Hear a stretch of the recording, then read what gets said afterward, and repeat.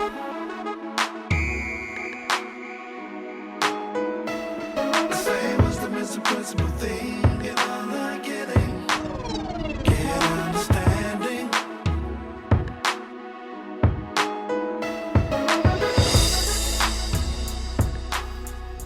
my friends. Here we are again. It's another week of the Wise Idea Weekly Podcast with Christopher J. Harris. I am your host, Christopher J. Harris, and man, I'm so excited about today and so excited about this month. We are focusing on dads and fathers and fatherhood. And some of you may have heard me say this last week. If you've listened to the podcast from last week, if you haven't, I'd encourage you to go back and listen to it. Dads have not been getting their credit. Man, listen, there's so many amazing dads out there doing amazing things, and we're going to spend the whole month highlighting that and talking about that and dropping nuggets of wisdom in the process. I'm extremely honored that each of you have taken the time today to hang out with us. Many of you hang out each week and you leave us feedback, you leave us reviews and ratings, and send us emails and tag us on social media. And let me just take a moment and say thank you. Thank you makes room for more, and I definitely need more. I need more ratings, I need more reviews, I need more love on social media. So please, please, please go to Google Play or go to iTunes and leave us a rating and a review so that other people can find us. Of course, our goal every single week is to inspire everyday people to live wise lives. And I am personally passionate about life and leadership, family and marriage and ministry. That is the church. So that's the focus of our podcast. And you know, I say it every week, but some of you may be new, so this will be new for you to hear it. When wisdom becomes a part of your life, your entire life gets better in every area. And so I'm very, very honored to have you with us. But guess what? That's enough of an introduction because, guys, I got an amazing guest on with me today. He is the founder of the Dad Life brand on social media. He's a pastor. He's a husband. He's a dad. What's up, Marc, with the C? How are you? How you doing, Christopher? I'm doing well. Good to be on here with you today. Thank you so much for having me. Yeah, man, it's incredible to have you on, and we are probably like many people in the world where this is really our first time meeting what you would say in person, and we've been following each other on social media for quite some time. So, man, it's great to finally connect. I feel like we're family almost. I feel the same way, and what's crazy is how social media. There's so many bad things that people talk about social media, but there's also some good stuff too. And that's been the way to connect with people that you normally would have never probably come in contact with. I don't even know how we started following each other. I just know that we did. And I started loving your posts and see what you put out and your approach to family, all those things resonated with me. And I felt kind of similar. And I feel the same way, man. I just feel like we've known each other for a while, even though this is the first time we've actually talked to each other. That's the great thing about social. No, absolutely right. And I just got to tell you that I and we'll get into the Dad Life brand in just a little bit. But for those of you that are listening to the podcast today, when this podcast is over, I want you to pull up your Instagram. The next thing you need to do when this podcast is over, after you leave a rating and a review, is go to Dad Life brand and follow him. And I promise you that when you see those posts come up, if you don't laugh, it's something wrong with you. Like that, man, there's so many things that he posted on there. The other day, I had to actually go back. It was random. I was thinking about this post that you posted where you were talking about don't let them see you sweat, and this guy leans on this fence and then falls on the fence, and then just like he just like plays. Yeah, he was trying to get over the water. He just like, I'm good. I'm cool. And I guess I've always kind of approached things that way. I like to laugh, and I really like to find humor in what we do. And part of what I do on Dad Life is to show the funny side of us being parents and us being as dads too, because we certainly have enough stuff to be sad about. I want to try to find as much as I can to laugh about while I'm here. So I appreciate that. I like to laugh, and I'm glad you like those as well. Listen, man, if we're not laughing, man, there's a whole other component of life I think we're missing. So, Marc, let's jump in a little bit. Yeah, let's jump in a little bit. Tell everybody that's listening in, tell them a little bit about who you are and what you do. I don't know what I would say 9 to 5, but what's the other parts of your life about before we jump into the Dad Life brand? Yeah, and that's a kind of a great way to put it, because I'm like a serial entrepreneur. I kind of have my hands in a few different things. Part of that is just my makeup. I'm like a really type A, go get it dominant person. So I've always got to have something to do. So for my, what you would call, I guess, my quote 9 to 5, I am the director of marketing here at the Potter's House of North Dallas. I've been a part of the Potter's House family of churches this is going on my 8th year. And that's my 9 to 5. I love it. I love working with the church. I've always been involved in the church in some area of my life, whether I was volunteering in my teens and earlier years to now having a career in it. I also am the founder of Legacy Consulting Group, and we do consulting for digital strategies and websites and things dealing with the church themselves. And that's kind of my 5 to 9. And then, of course, Dad Life brand is I don't know what time frame that falls in, but it's all in that. And Dad Life brand is a lifestyle T-shirt and clothing company that we do it's really there to celebrate dads. If you want to know what our core is, we really want guys to feel good about what they do as a dad and to look good and to not necessarily, have shirts that look corny and things like that. We really try to put some production value into it so that not only can you feel good, but you can look good. I think Dion said, when you look good, you play good. When you look good, you feel good. When you feel good, you play good. And we try to do the same thing with dads as well with our shirts. So that's kind of mine. I'm also a father of 2, Mackenzie and Ryan, and my wife and I, Lana, we've been married. This is our 15th year of marriage consecutively, I might add, too. We've made it 15 consecutively. You do almost have to qualify that these days, don't you? That's right. We had no hiccups along the way, thank God. I mean, I think she wanted to probably a couple times, but thank God we didn't. Yeah. No, absolutely. And let me just make another little quick plug. You're also involved with the Orange platform and Yes. The work that they're doing, right? Yes. So part of what allows me with Legacy Consulting is I get to coach churches and personalities about the best way to do social media to really make it ministry minded. And my wife and I have had the opportunity to be involved with Orange curriculum we've been on the curriculum for several years from our church, but over the years we've built a relationship with them and with Reggie Joyner. And about a year or so ago, I got asked to help facilitate some of Reggie's personal platform for his social media, which has just been amazing. He's a great guy. And I've had the opportunity to work with some really just great people in ministry that do amazing things. And I kind of like that supporting role. That's what I do. I try to find a niche that people need some assistance on. See, a lot of times it's hard to kind of market yourself, talk about yourself. What does your brand do? Because it can be a little weird to do that. But when you have somebody else that can come in and say, hey, this is how I think you could really minister to other people. That's kind of the role that I like to play. And I like to be in that number 2 spot to kind of be that advisory role to give another perspective. So, yes, I do that with Orange as well. And I love it. They're a great organization. So anybody and I'm not a paid sponsor for Orange, but I do very much value the work that they do. And they have a book out that's called Phases, and we're focusing on dads. And any parent that's listening to this, I would strongly encourage you, go to Amazon and either do the Kindle of that book or get the physical book itself. And I think you'll be really, really inspired with a lot of the content that's in there and just the way that they approach parenting. So want to just kind of throw that in there.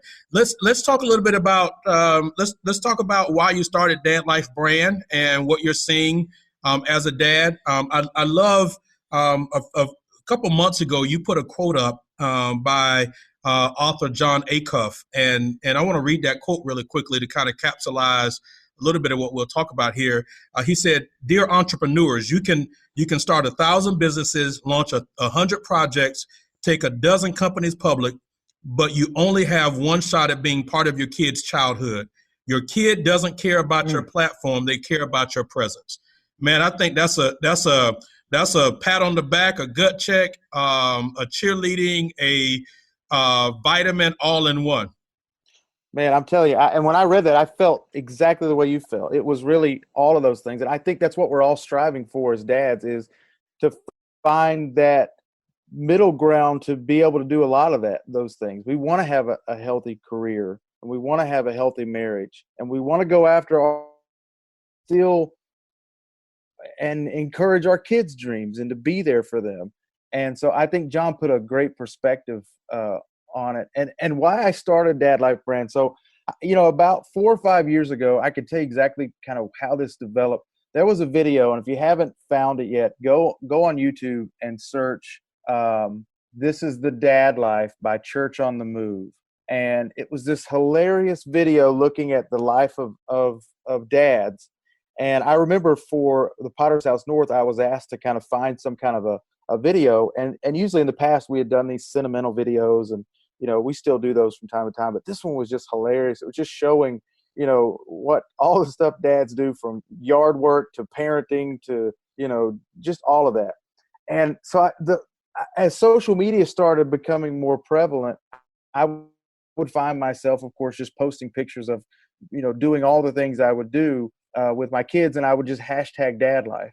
And I got to thinking, wow, what would it be like? I would love to have a shirt that said that. So I started searching. You can go and look and do these like free sites where they'll make shirts for you. And I said, well, man, that would be, I started kind of developing, what would it be like if I had a business to do that?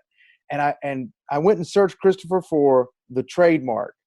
And I was abruptly let down when I looked and saw that the trademark for Dad Life had already been taken, which meant in the United States, I legally could not make shirts and sell them with the word Dad Life. So I milled that around a couple weeks. I talked to some friends of mine, tried to get advice. One of my friends said, hey, you just need to go ahead and find another word. Like, what about Dad World or something like that? It just, nothing clicked. I just loved the name Dad Life. And it just encompassed everything that I thought I was doing with my kids. So I literally stalked this guy down. I found the guy who owned the trademark. I looked at him, looked through all his stuff on Facebook, found his job where he works. He's a very successful mortgage company owner. And I called him, just cold called him. I'd never done that in my life, but I just felt so passionate about it. I felt like I had a green light to try something different. And so I just said, hey, would you think about maybe like licensing your product? He said, well, I haven't really done anything with it other than secure the trademark, but I'm looking for a partner. So, okay, well, what are you looking for? He goes, I really need somebody that can do websites, that can do social media, that can help with the design. He basically just outlined everything that I was in my field of expertise about. And so for about 6 months, we began becoming friends through social media, and we met up and had some meetings. And long story short, we became partners, started Dad Life. I then developed the website, and we developed shirts and all those things. And we launched, successful for us, and started selling shirts. A few years later in the process, he was very overwhelmed with his job because of the success he had. I mean, he's extremely successful. Called me out of the blue, Christopher, and said, I just feel like I'm not able to contribute what I need to. I'm going to sign the whole thing over to you. And in one one swipe of the pen, 100% ownership became mine. And something that I thought I was going to be completely let down because I did a search on the trademarks. Fast forward a few years later, I completely own every bit of it. And I think that's just a testament to the faithfulness of God, that when God puts something in your spirit to do, it doesn't always look out the map that you want it to. If I would have mapped it out, I would have said, the trademark, nobody got it. I would have bought it, 100% owner. But see, I learned something through the process. You learn something about when everything you're doing in life is teaching you something. And I learned about what it's like to have to ask, what other people's thought process. I invested my own money into all of this kind of stuff. You don't learn that a lot of times through school. You learn that through experience. And so here I am now, and I own the company. I'm doing my best to to get it out there, and that's the short of how Dad Life brand became what it is. Man, that's incredible, and I think I think you just inspired a whole lot of people in terms of their dreams. Because when you have a dream for something and you're working on something, oftentimes you are going to hit detours, and you gotta kind of figure out, how do I have resilience? Which, as a dad, that's something that we've got to be able to teach to our children. I think social media and the culture that we live in has not really helped to teach our children how to be resilient and how to go through processes. Because No. when you look at somebody's highlight reel on social media, so if I'm looking at the Dad Life brand on social media, what you just described for me in terms of the journey of the cold call, the courage that it took for you to make that call, potentially being rejected, all the background that you had to do, that's not highlighted on the Instagram page. But it is That's absolutely right. it is absolutely a That's part of the right. story. And you know what is all about how even Dad Life came to existence. Because I want them to know that it takes work and struggle, and really success, struggle, and work all go hand in hand. They're not exempt from each other. I mean, I really wanted to quit several times. I couldn't get we just, because of the distance and we're both busy, we couldn't get agreements signed, and I mean, just so many things. But that I wouldn't trade anything for it. I wouldn't trade. I learned so much through failure. You don't always know that until you've done something for a little bit. But now I kind of, in the failure, in the obstacle itself, I look for the opportunity. I start to look for that now. Than I used to not do that. And so I share that with my kids as much as I can. I got to let them know that life is going to be tough, but you can overcome it. Yeah, it's funny. My boys play basketball, and so I took them out to the court just to kind of practice a little bit the other day, and they had to do, I think it was like 30 free throws, and then we went on to the next thing. Well, just that particular day, one of my sons, like, he got to 10 and just kept missing, and we don't move up until you make the goal. Like, it doesn't count until you make it. And he started crying, and I'm like, no, wait a minute. You guys are, you're on the NBA 2K, and you're talking about this, that, and the other. You want the shoes, you want the jerseys, you're out here bragging about hitting 3-pointers and all of that, but you're crying because you missed free throws. Like, I need you to figure this out. Like, you got to toughen up, and we are not leaving here until you make those. And, as impatient as I got internally, as the dad or as the person that's there as the coach, I had to say, I've got to teach my son this lesson of resilience. So I think, that's so powerful. And I think what you just shared is really incredible for dads that are listening to this, and anybody that's listening to this. Our behavior is a model for our kids. And if you had given up on this, you would have also sent your kids a message, Absolutely. I think we have the same kids when I hear that story.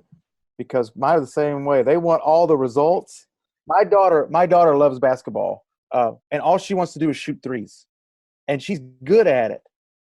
But it's like letting your kids eat ice cream all the time.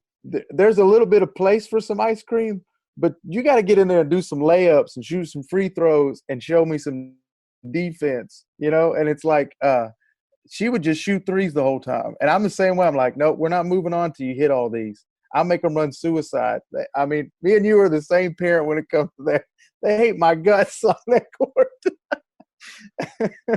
Yeah. So then my son tries to say, well, Dad, Steph Curry just hits threes. I said, yeah, but when the game is on the line, he's got to hit them free throws too. That's right.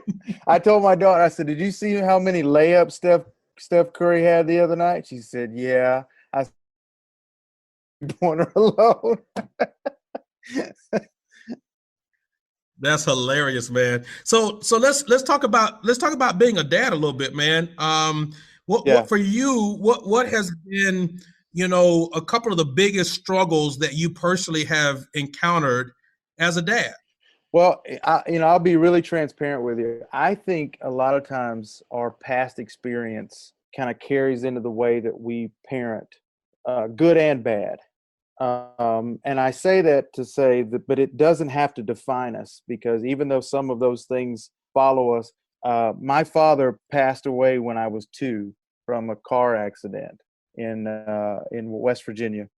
And so my viewpoint was strictly from my mother primarily raising me. I had a stepfather for a few years in the picture before they divorced, but it was primarily my mom. And so a lot of times when you're being a dad, when you're talking about struggles, it's really, there is no blueprint that kind of shows you, what's next in life. And that was part of my struggle, is that I didn't really have a lot of like things to base my parenting skills off of. Okay. So a lot of times I would get into a tough spot, and for a while, I could use that as my crutch. Well, I didn't have this, so that's why I'm screwing this up right now, whatever that situation is. But you got to come to a point that you say, regardless of what I didn't have, that doesn't need to be my handicap for what I can't be. And so for me, it was kind of learning things on the learning curve. I mean, Christopher, I can remember when my daughter, when I literally like put her on a bicycle and we finally got to that moment, when you're finally walking with your kids and all of a sudden they're off the training wheels and they pick it up and everybody's celebrating. I can remember my wife and I doing that whole celebration, and then I just broke down in tears, and it came out of like nowhere. Like it just sideswiped me. And I thought, where is this coming from? I'm like, I'm celebrating this, big moment. But it was because I remember I don't have that memory of my father because of the age that happened, being there, that part of my life. But so then I turned it to say, you know what, I'm not going to let this be a crutch. I'm going to let this be a motivator. So, man, I would look for every single moment that I could be in my kid's life that I know my dad didn't have the opportunity to be in mine. And I would use that for fuel. And that's kind of how I approach it. So I think that's a lot of it being a tough part of being a father, is your past experience kind of shape you. You might have grown up with a father, but if he was verbally abusive, you think that's the way to be a dad, screaming at your kids all the time. Some people have great dads. All of us come from a different background that influences that. And so I think you have to be willing to unlearn some things. And that's been part of I think one of my greatest struggles of being a dad is just figuring that part out without a lot of mentorship. Yeah, and it's interesting. As you were talking about this, you said something I thought was really powerful, and that whole idea of there being a blueprint, whether there is a blueprint or not. And I think because men, we communicate so much more differently than women. Women are probably a lot more communal than guys are. We believe in community, but we approach it different ways. We can, for men, I believe we can say a whole sentence with a head nod, or a facial expression.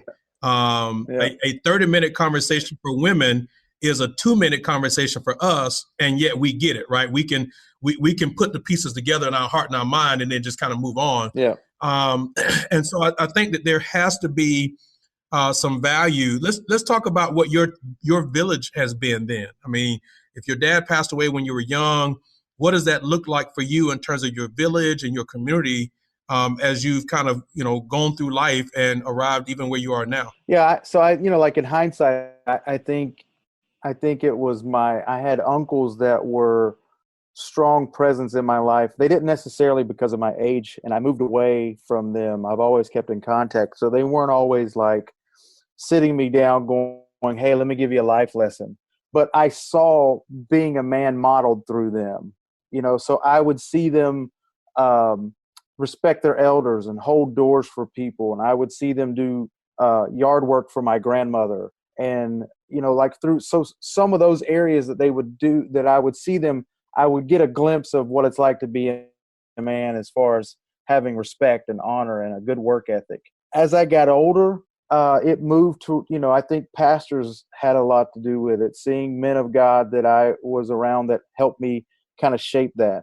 I've learned that through relatives, through my brother-in-laws, that I've been around and watched their different parenting techniques. We're all different when it comes through that. And I just think that through observation, you can mirror and model people, whether you're talking to them specifically about that issue or not. But it's about always being a student, always logging those things in your mind, saying, I need to try that with my son. I'll tell you another thing too, Christopher, that for me, my wife is in children's ministry. She's been involved in childcare and children's ministry for as long as I can remember. If you're blessed to have a spouse, I think a lot of times the man, we get so dominant in our role as being men that we're not cognizant enough to our spouse when they're in an area of expertise that's a little bit more profound than us. So sometimes I have to go to my wife and go, how are we handling this? And her perspective is different from mine, and I have to be willing to go along with what she wants to do, not just what I think is the right thing to do. That's where a lot of conversation comes in. Vice versa. I mean, there's things that I'm going to do with the kids from a man standpoint that my wife, but that's where communication. And so when you talk about the village, I think it's all of those things. It's if you're blessed to have a spouse and you're married, you got to have partnership on how you're raising your kids. It just can't be my way or the highway. You're going to have some really warped kids. I don't know how you're going to stay married that long either with that kind of mindset either. So yeah, that's kind of been my village. That's so true though, man.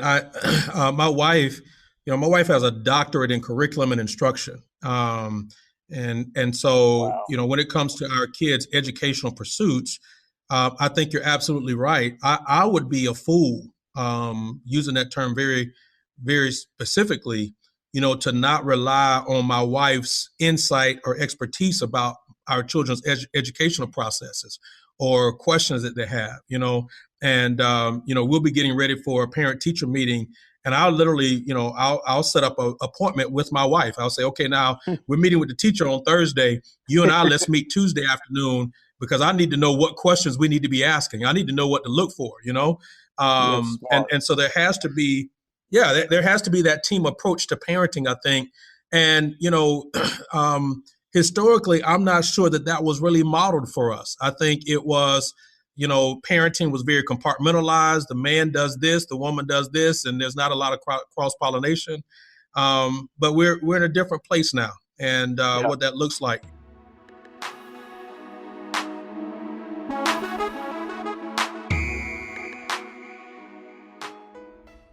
There you have it, ladies and gentlemen. Man, so much wisdom and practicality for our dads and for our men that are helping to help invest in another generation from Marc. Marc is just offering so much insight today. And we've got a part 2. Marc is coming back with us next week for part 2 of this conversation about the Dad Life brand and just so many other tidbits and insight about what it means to be a dad in today's context and in today's culture. You're going to have to definitely make sure you tune in next week, because there's even more fun stuff that Marc is going to share next week. It's just going to be absolutely amazing. I know that you've been encouraged. And, I just want to say this to those of you that are listening to this podcast. Even I, as the host, I go back and I listen to the episodes, and I'm so blessed by them. I really try to take the posture and the approach of listening to this as a listener. I engage in this podcast as a listener, and I hope you're so inspired and blessed, just like I am. So I want to invite you, please make sure that you tune in next week. In the meantime, there are other incredible episodes that you can go and check out on thewiseideapodcast.com. I want to invite you also to join us on social media, join the conversation there. We are on Twitter and Facebook at The Wise Idea. We are on Instagram at The Wise Idea Podcast. Of course, you can also join our Facebook group at The Wise Idea Podcast. I personally am on social media. You can also connect with me on Twitter, Facebook, Instagram, LinkedIn, and Pinterest, all at CJ Harris, ONE. Finally, if you have enjoyed what you've heard today, head over to iTunes and Google Play and leave a rating and a review for other listeners to find us and to check us out.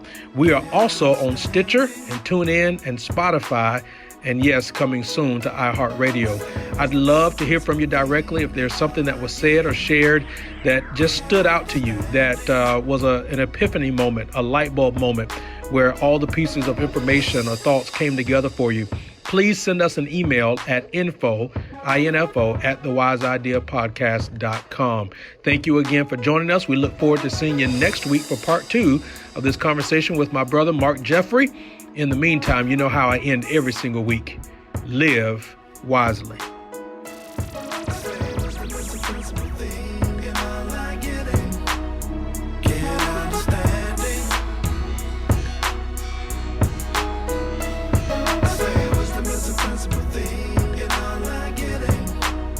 Get understanding.